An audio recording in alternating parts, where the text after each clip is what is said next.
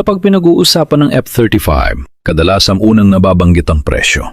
Isa ito sa pinaka-advanced na fighter jet sa mundo at bahagi ng isang program na umabot sa daan-daang bilyong dolyar. Pero may isang mahalagang detalye na kadalasang hindi napapansin. Hindi ang pagbili ang pinakamalaking gastos, kundi ang pagpapatakbo nito. Para maintindihan ito, kailangan nating tingnan kung ano talagang binabayaran sa isang F-35. Sa kasalukuyan, ang presyo ng isang F-35 ay nasa humigit kumulang 82 milyong dolyar. Ito ay mas mababa kumpara sa ilang modernong fighter jets sa parehong kategorya. Sa madaling salita, kung pagbabasehan lang ang acquisition cost, hindi ito ang pinakamahal. Pero dito nagiging malinaw ang isang mahalagang punto. Ang F-35 ay hindi dinisenyo bilang traditional fighter jet. Hindi ito nakatuon sa bilis o dogfighting. Sa halip, ito ay ginawa para sa modernong uri ng digmaan kung saan mas mahalagang impormasyon kaysa sa lakas. Dito pumapasok ang pinakaimportanteng kakayahan nito. Ang F-35 ay gumagamit ng tinatawag na sensor fusion. Ibig sabihin, pinagsasama nito ang data mula sa iba't ibang sensors, radar, infrared systems at iba pang platforms. Sa halip na maraming magkakahiwalay na impormasyon, ang piloto ay nakakakita ng isang integrated na larawan ng battlefield. Ngunit ang ganitong sistema ay may kapalit. Kapag bumili ang isang bansa ng F-35, hindi lang ito bibili ng aircraft. Kailangan din itong magkaroon ng data systems, communication infrastructure, at support network. Sa madaling salita, ang binibili ay isang buong ecosystem. At dahil ecosystem ito, may mga kinakailangan ito na wala sa ibang fighter jets. Ang F-35 ay nangangailangan ng specialized facilities. Kabilang dito ang climate-controlled hangars at equipment para sa maintenance ng stealth coating. Ang ganitong requirements ay nagdadagdag ng malaking gasto sa operasyon. Hindi lang facilities ang kailangang i-adjust. Ang training ng piloto para sa F-35 ay mas komplikado kumpara sa traditional jets. Hindi lang ito tungkol sa paglipad, kundi sa pag-manage ng impormasyon at systems. Dahil dito, umaabot sa higit sa 15 milyong dolyar ang training ng isang piloto. Bukod sa piloto, mahalaga rin ang compatibility ng armas. Hindi lahat ng existing weapons ay compatible sa F-35.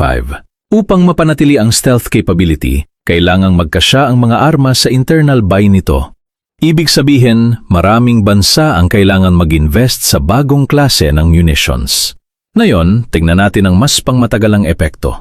Ang F-35 ay dinisenyo para gamitin sa loob ng maraming dekada. Habang tumatagal, tumataas din ang gasto sa maintenance, upgrades at operational support. At dito lalong nagiging malinaw ang isang bagay. Ang F-35 ay hindi isang fixed na produkto. Ito ay patuloy na ina-upgrade sa pamamagitan ng software at hardware improvements. Habang tumataas ang capability, tumataas din ang gastos. Sa puntong ito, mas malinaw na kung bakit hindi sapat tingnan ang presyo lamang. Dahil kapag pinag-usapan ng F-35, hindi lang tanong kung magkano ito bilhin. Ang mas mahalagang tanong ay ito, ano ba talaga ang binabayaran mo? Ang F-35 ay itinuturing na isa sa pinaka-dominanting fighter aircraft sa modernong panahon. Hindi dahil ito ang pinakamabilis. Hindi rin dahil ito ang pinakamaraming dalang armas. Kundi dahil sa kakayahan nitong pumasok sa contested airspace nang hindi agad natutukoy. Sa modernong digmaan, malaking bagay ang kakayahang makita ang kalaban bago ka pa niya makita. At dito pumapasok ang unang mahalagang kakayahan ng F-35. Ang F-35 ay may low observable design. Ibig sabihin, ang hugis nito, ang radar-absorbing materials nito, at ang paglalagay ng armas sa loob ng aircraft ay lahat dinisenyo para mabawasan ang posibilidad na matukoy ito ng radar. Hindi ibig sabihin nito na invisible ito. Ang ibig sabihin lamang, mas mahirap itong makita, mas mahirap itong itrack, at mas mahirap itong targetin. Isa pang mahalagang kakayahan ng F-35 ay ang kakayahan nitong lumaban mula sa malayo.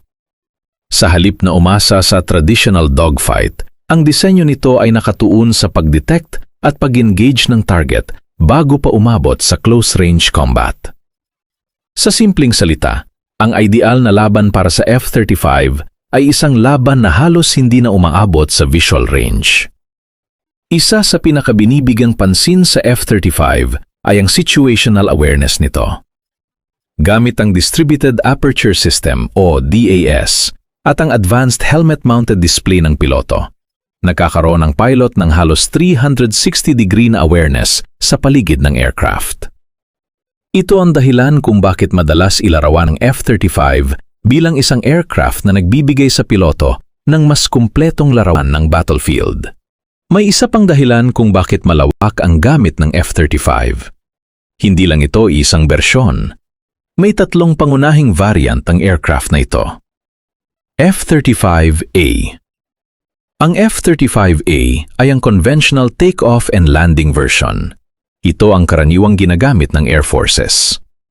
Ito ang pinaka-standard na bersyon para sa traditional runway operations.